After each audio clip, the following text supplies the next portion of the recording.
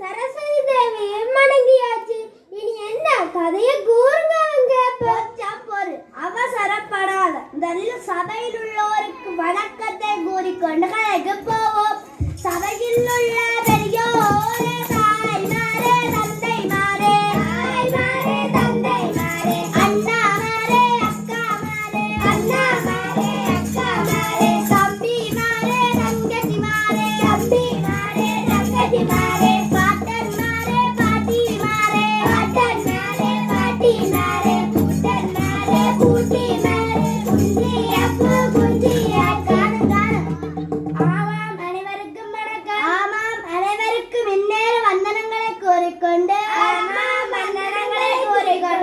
சிறுவர்களாகிய நாங்களோ ஏட்டில் சரியோ வழுதுவரை நாம்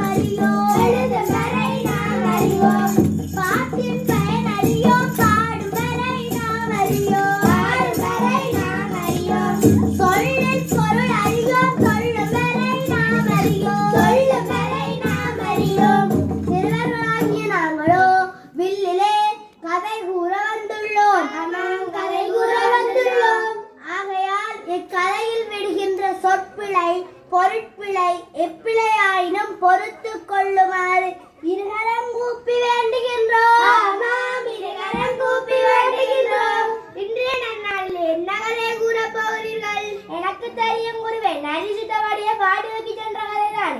இதே என்னடா புது கதையா இருக்கு? அதுதான் வகுப்பில பின்பாங்கில இருந்தோண்டு விழாக்கு பார்த்தா பாடி வட சுட்ட கதை நடி வட்ட கதையா தான் மாறும். வேற கதையை கேளுங்க.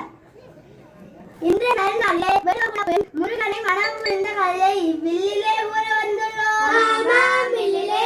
வந்துள்ளோம். நாடு நல்ல நாடாமங்கே